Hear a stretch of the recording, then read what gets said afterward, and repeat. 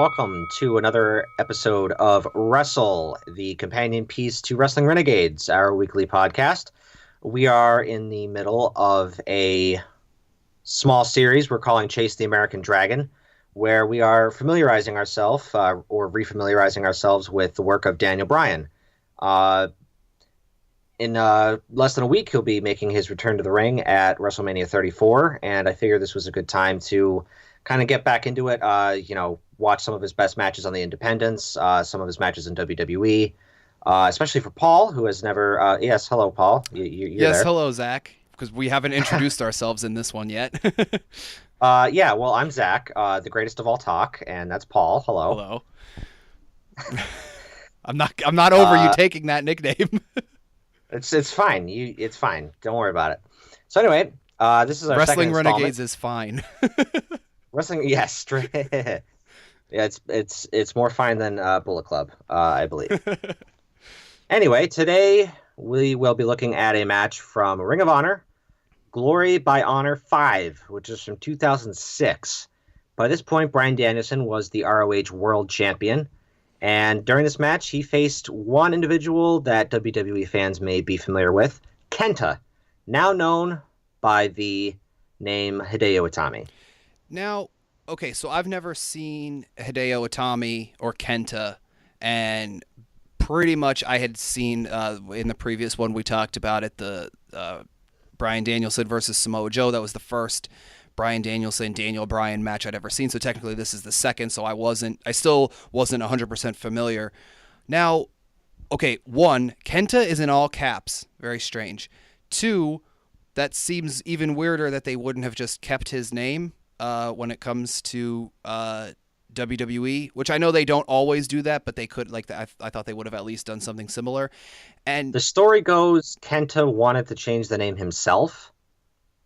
I don't know how true that is, but Hideo Itami apparently means hero of pain. So, all right, I actually like that now that you say that. Yeah, that's pretty cool. Now, again, being not so familiar with a large portion of what influences modern day WWE, because ironically enough, just as much as I've seen very little or basically none of Daniel Bryan's stuff, I have only ever seen one or two indie like ROH CM Punk matches, and I remember CM Punk when he was when ECW first came back to Sci-Fi, and he was one of their early lower mid card guys. Because I remember talking with you when I was getting back into it, and you and some of our friends were talking about CM Punk and how he changed all sorts of things, and in my mind he was just still that lower mid-card nobody in ECW who had a weird Pepsi logo tattoo on his arm. And I'm just like, that guy? And of course, now knowing what I know, he grew to be a huge success. He had the pipe bomb promo and all of that. I still haven't seen many of his matches. We could possibly do that as another series one day. But now him and Hideo Itami have a weird thing with the same move, a move that we actually saw in this match. Is that right? Yeah, you're referring to the running knee. The go to the GTS. Is that the knee? Oh, yeah. CM Punk and KENTA. Yeah, there's sort of a thing. Okay. Yeah, so essentially, WWE fans may be familiar with the GTS or Go to Sleep as CM Punk's signature move. However, it was adopted from KENTA, who by the time he got to WWE, CM Punk was on the outs with the company, so the GTS was sort of blacklisted. So Hideo Itami's only used the GTS, a move he innovated a handful of times. And every time it happens, there's a huge pop. And I guess WWE's idea was that it would draw CM Punk chants, which they're trying to avoid, obviously. Everything draws a CM Punk chant if the crowd is bored or motivated enough. Or if they're in Chicago. Yeah. And then Stephanie McMahon, in all of her glory, completely ethers the entire crowd. Which I'm okay with. Yeah. Anyway, yeah, so... Danielson versus KENTA. Danielson was the champion going into this. Like I said, by this point, he had won the title. And this was a very hard-hitting, very physical match. Yeah, in the previous one, I mentioned the fact that at least in the beginnings of that match versus Samoa Joe, there wasn't as much hits to the head or, using his head.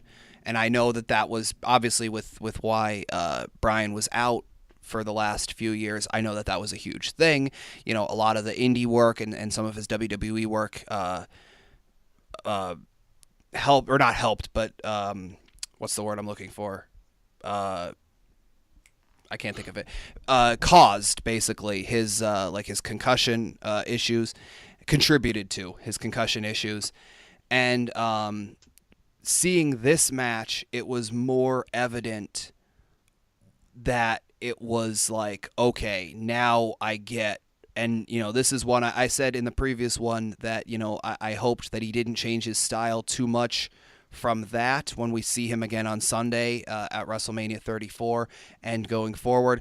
I kind of hope he doesn't do. This was a great match. Don't get me wrong. I would watch this match again. And if these two ever faced off, I would be interested in seeing it again. However, I would not want to see him, knowing what I know now, I would not want to see Daniel Bryan wrestle this type of match again. Yeah, that's the thing is, it's awesome seeing Danielson and Kenta go blow for blow because they're both pretty similarly sized. But I don't really think I'd be comfortable watching Daniel Bryan, whatever you want to call him. Daniel Bryan, I guess. We'll just use his slave name. Wrestle this kind of match. Blows to the head. It sort of makes me cringe. The last episode with Samoa Joe, we made mention people wanted Daniel Bryan versus Brock Lesnar. I wouldn't be comfortable with that because Brock Lesnar, does all these German suplexes, or in the case of his match with Braun Strowman and it was a three-way. Who else was with them? Kane. Yes. Who could forget Kane? And, Braun Strowman, fucked up one move, and, Lesnar just, legitimately hit. I think he kneed him in the side of the head. Yeah. Just, as hard as possible. If that happened to Daniel Bryan, I would just turn the TV off and walk away. Yeah, absolutely, because there's just certain stuff you don't mess with. And right. That's why, Bryan has to get checked as far, last we heard, he has to get checked. Impact testing after every match going forward in WWE, which there is a positive to that because that means that there will presumably be more matches than just this one this Sunday at WrestleMania. And it's a good thing that they're being this cautious with his health, but you don't want it to get to the point where they say okay, things are, maybe you're going back to your old ways a little bit, Bryan, so let's pull back and maybe take a few more months off, and then maybe that turns into something more permanent or whatever. So I think the less he works this hard-hitting style, because I wrote, actually, I didn't take as many notes on this one as I did for the match versus Joe, but I wrote, I've only ever heard of Kenta. I said, so this was interesting. This was much more of a strong style match than the previous one, but there was also, like the previous one, there was a lot of the sort of catch-as-catch-can mat-based, submission into submission into submission thing. So that I did like that because it was sort of the blending of these two styles, but more of the strikes. If the strikes were fine, it was just a lot of strikes to the head that made me very hesitant. Yeah, and maybe the strikes to the head wouldn't be as bad if Danielson wasn't wrestling someone as renowned for his hard-hitting, smash mouth, strong style as Kenta. He's renowned for stiff kicks. Even today, he's still pretty stiff in the ring. That's just sort of his thing. I don't know if I'd want to see this match again, unless Kenta was told, hey, don't, fuck him up for the rest of his life. Right, exactly. Because, I think I don't know if I said this on this particular episode, but I did on the Samoa Joe episode, where what I was looking for when I was looking for matches to go back and watch, or matches that could happen again. So, this Danielson versus Kenta match is from ROH.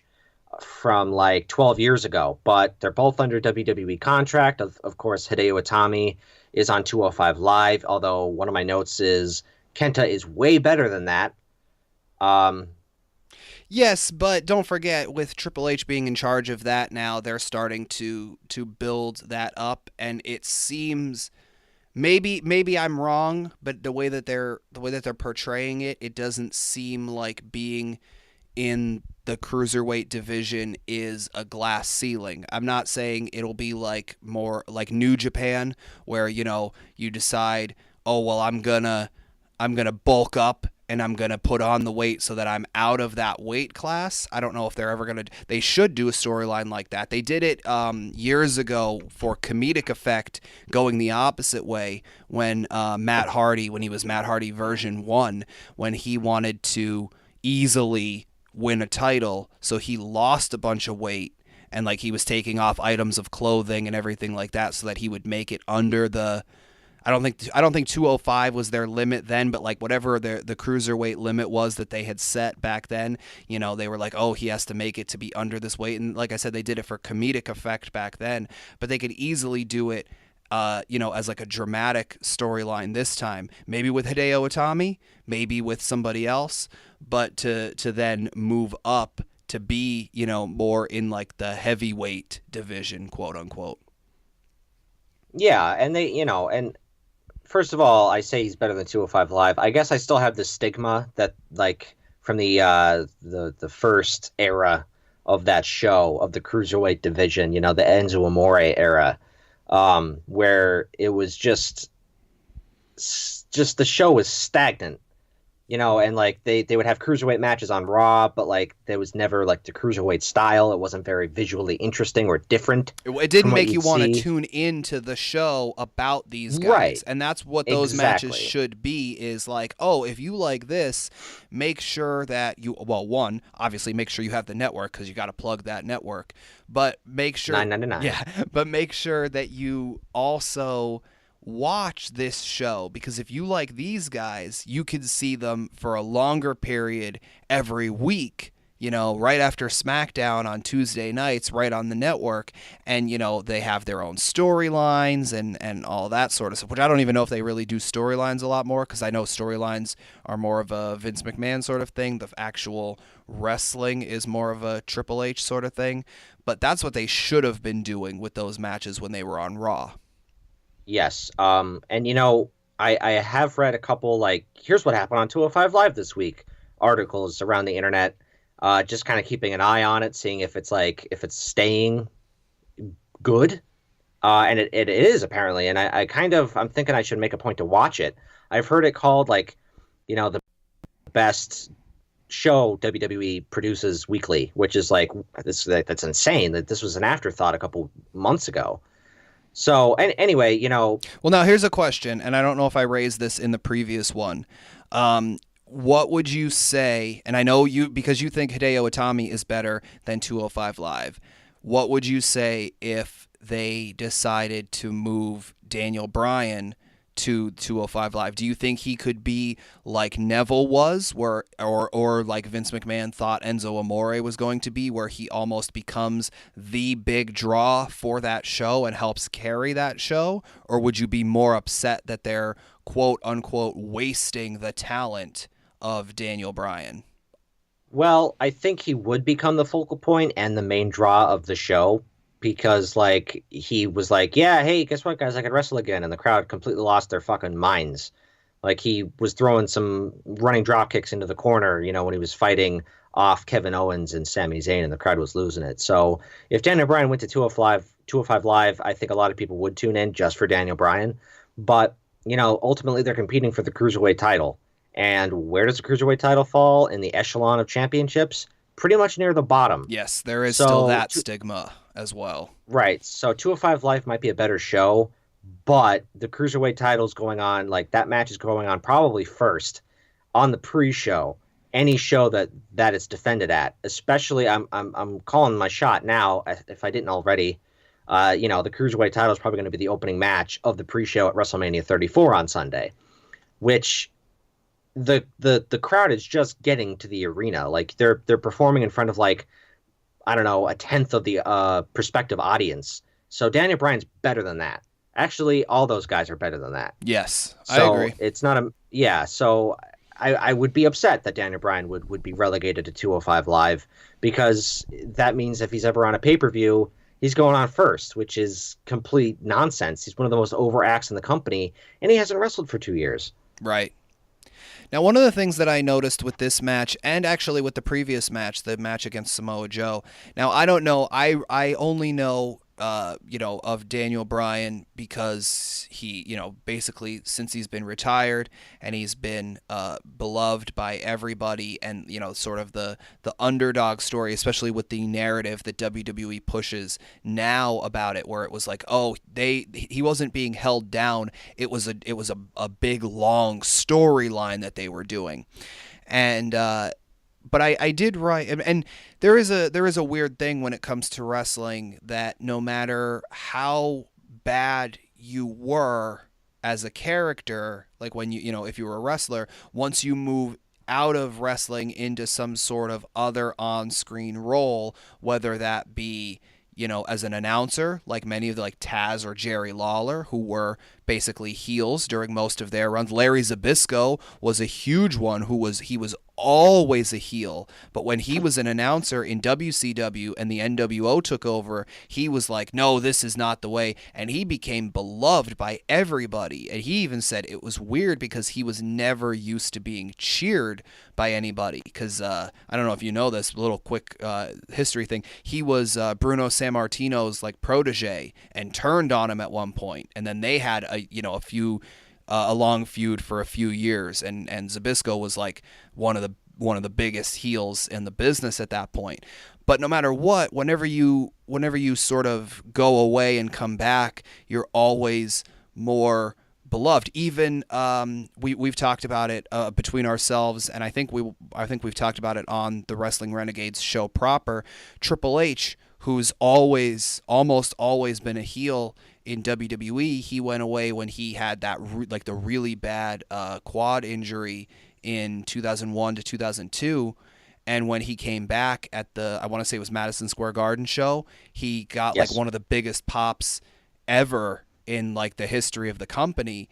And then he quickly went back to being heel again and whatever. Even Seth Rollins not too long ago. Absolutely. I was just about to say that. Yeah.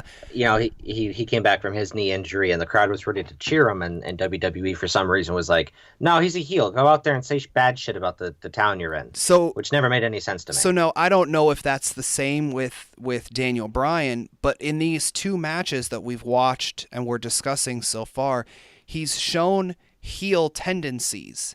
Now in WWE, I don't think they really, except for when he was, because I guess if what I know, having read and watched a few like talking videos was right, he was the underdog, then he did the yes thing, and then he was like, oh, I don't like the yes thing, so he was doing the no thing.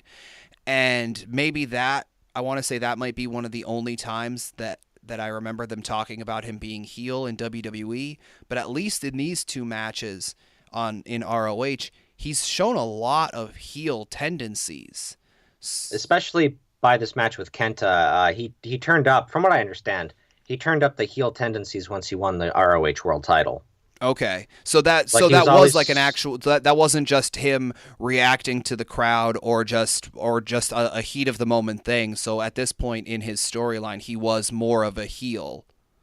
Yes, and it was sort of a surprise to me because when I started watching wrestling again, it was the lead up to WrestleMania 30, and Daniel Bryan was not only a babyface, he was the most over babyface in the entire company, and that's just how he's been ever since. And so to see him, call Samoa Joe in the last match a motherfucker, or just all the heel tendencies that he does is just sort of like, wow, all right, he could actually he could be a heel if he wanted to, because like some baby faces you look at and you're like, I don't know if he can be a heel. Like I look at Bailey and I'm like, I don't know what a heel Bailey would even look like, but Bryan Danielson, I'm like, yeah, all right, he could pull that off if need be. Yeah, and that's, like I said, it's interesting seeing him, because he's been this authority figure on SmackDown for the last year, 2 years, whatever it's been.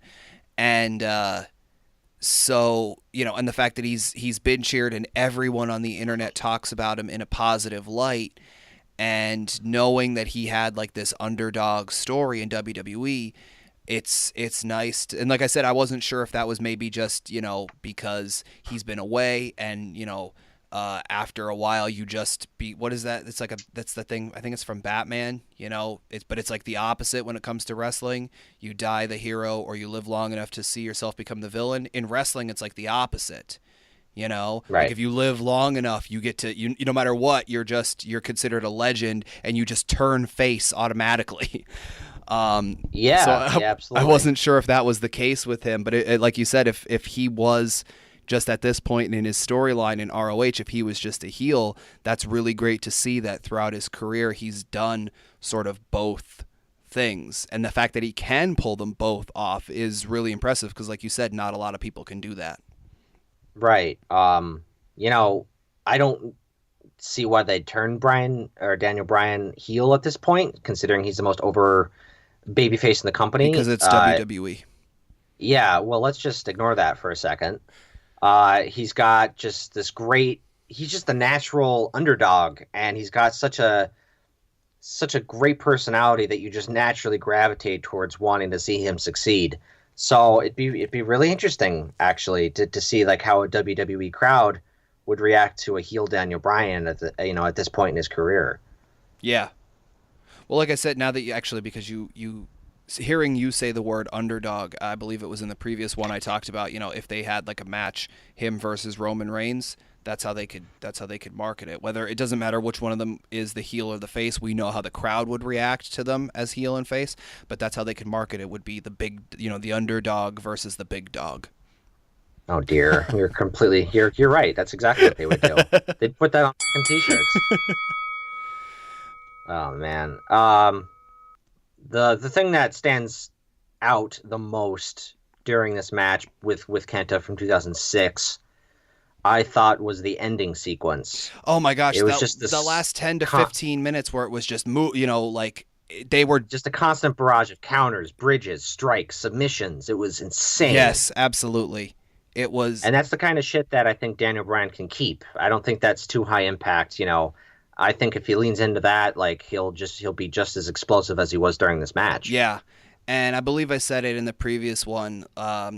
He has more of when I'm seeing him use more of that mat based style, especially because, like I said, the mainstream WWE audience doesn't necessarily get to see that much anymore. So I think if he did that, it would not only bring a different flavor for matches that he's in. It's almost like how we talk about AJ Styles. No matter what, AJ Styles can get a good match out of anybody. You see a Brock Lesnar match, you know what it's going to be. It's going to be a bunch of German suplexes. Maybe if he's actually willing to try, he makes the guy look good. Maybe he just murders the guy. You see a cruiserweight match, you're going to see flippy stuff. You see a Kevin Owens or a Samoa Joe match, you're going to see, you're gonna be surprised, even though you shouldn't be, but you're gonna be surprised that men of their sizes can do like a tope suicida or the, what's the thing that Kevin Owens does, the bowling ball thing or whatever it is, cannonball. The cannonball. Yeah. Oh, bowling ball. But but like they do stuff like that, and I think if Brian keeps this mat-based style, this could be one of his sort of signature things, and he can still do the kicks like he does that Miz has since appropriated for himself. He can still do a few other things. We talked about it previously. Daniel Bryan needs to bring back, even with a name change, he needs to bring back the cattle mutilation.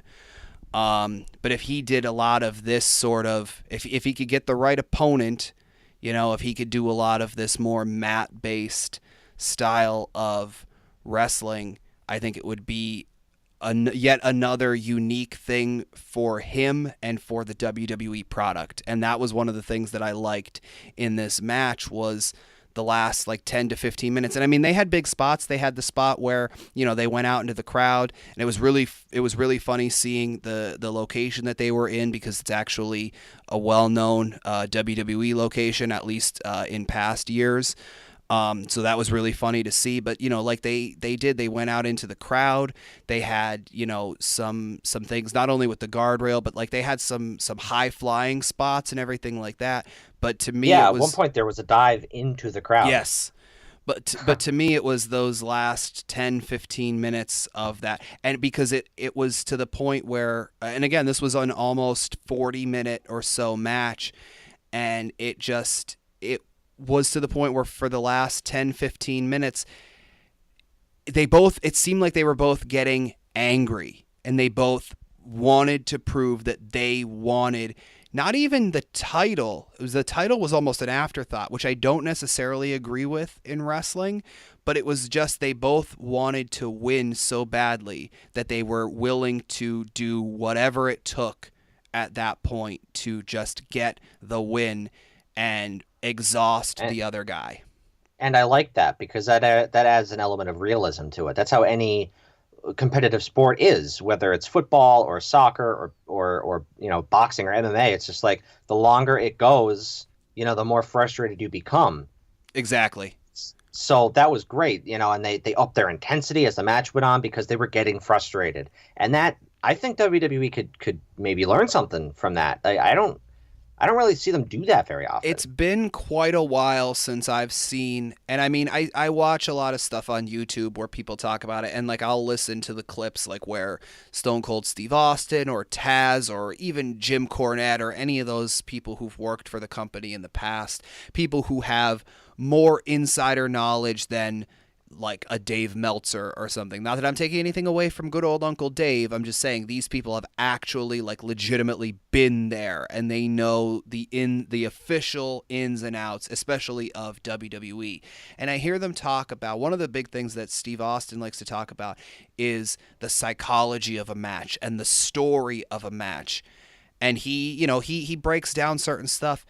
And maybe it was certain matches are just so good that I didn't even notice it. But a lot of times I don't necessarily see a story being told in the match. It's just one move to lead to another, to lead to another, to lead to that big spot. Then a few more moves to lead to the next big spot, whatever. This match, even more so than I mean, yes, in the Samoa Joe match, he worked on the leg and the commentators talked about it where he was trying to take down, the bigger man and whatever. This one, I don't know why, it just seemed like there was more of a story going into this match. Maybe it was because they were more evenly matched. Maybe it was just because like I said, those last 10 minutes, and it happens with anything, the ending thing always influences your overall view. But it was just there seemed to be a lot more story in this match and a driving force, especially by the end of just they both want this win and they're both willing to do whatever it takes to get it. Yes, yeah, absolutely. And that's, it's why it's probably my second favorite match that I've watched during this Chase the American Dragon campaign that we're doing. It just that's something that I am so into for professional wrestling, and it's something I'd like to see more of across the board. I gave the previous match an 8. I would probably give this one, and it's only because I don't know Kenta as well. I know Joe, so I know that I like him overall. And that's strictly the only reason that this one is getting a lower rating. I would give this one probably a 7 or a 7.5. So it's not even that much lower than the match with Joe, but it's only because, to me, these two, watching this match, were relatively fresh. So a high rating like that for two, I mean, from my viewing point, two fresh people is actually a pretty good rating, I think. Okay, yeah, that's fair. So, we're continuing your journey of kind of familiarizing you with Bryan Danielson or Daniel Bryan. And, as a side effect, you've seen your first Kenta / Hideo Itami match.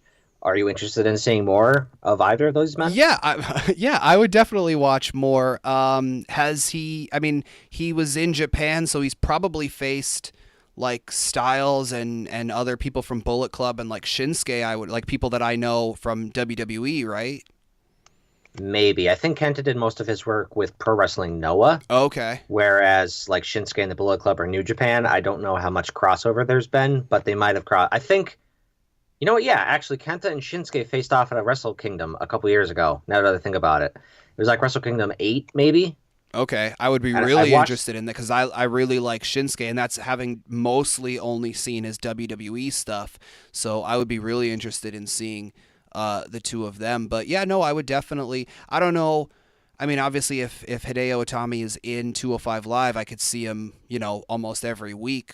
And maybe now I have a reason to actually tune back into 205 Live because I haven't watched it since those first few weeks when they first launched the show. Yeah, same. And from what I understand, Kenta has kind of a tag team going on with Akira Tozawa, the guy who yells a lot that you don't Oh, like. yeah. But I'm super into him because like the rumors suggest that they're making a tag team division for the cruiserweights. So there are lines in the sand being drawn, so to speak. Okay. After seeing this, and I've seen a lot of Hideo Itami in NXT. I saw a lot of his earlier matches in NXT when I watched NXT regularly. He's great. You could always tell he's been great, but he's never had really like a huge standout match since he's got to the WWE, which is I don't quite get why that is. A lot of it's injury. He's gotten injured a couple times, so like they would start to push him, and then he would get hurt, and then he'd be gone for a year, and then he'd come back, and they'd have to build him up again, and then he got hurt again, and then I think it's a lot of that start-stop to his WWE career, but he hasn't really had like a standout match yet. Okay.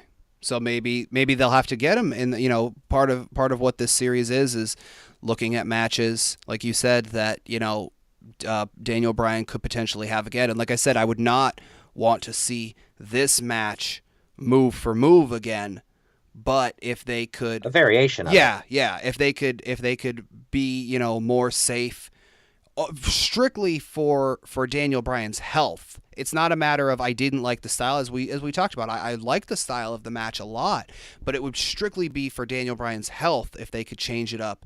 Maybe this could be the thing that might launch the Hideo Itami rocket, if you will. Man, I really hope so. Like seeing this match, it's just the guy is too good to not really be known by anybody. The main roster fans don't know who he is, Right. and that's a huge fucking bummer because the guy's like hella good, bro. All right, Vince Russo. Do we have anything else on this particular match? No, I don't believe so. But if you ladies and gentlemen, if you want to check back throughout the week on this is the YouTube channel, right? Yes, the Clock Shelves YouTube channel will have stuff. We're looking to do probably one every day leading up to WrestleMania 34. It might get to the point where there's like 2 on one day or something, but yeah, check back throughout the week, subscribe to the channel, hit that little bell, all that standard YouTube stuff. If you check the description for this, you can find links to the Wrestling Renegades podcast that we do. There will actually be the entire network of podcasts that we do. And we will actually have the link to this match as well. Now, this is the only, I believe, out of all of the matches that we'll be watching, this is the only one that is not available through either YouTube or the WWE Network, correct? Yeah, I had to find a really weird site called billybilly.com. I don't know if you want to link to that. It's all in Japanese, but the video player works, and there weren't any pop-ups, which is always a plus. Yes. For any and all of this stuff, if you're not willing to just scroll down just a little bit and click that show more button, you can follow us, Clock Shelves, on Facebook, Instagram, and Twitter at Clock Shelves. Yes, and I could be found on Twitter at Brainstroman. And Zach is always tweeting wrestling stuff, so very fun. That's usually what I retweet. So for Clock Shelves, I am the greatest of all talk, the I don't even know what my nickname was this past week. It doesn't matter. I am Zach, and this has been Paul. This has been Wrestling Renegades. Thanks a lot.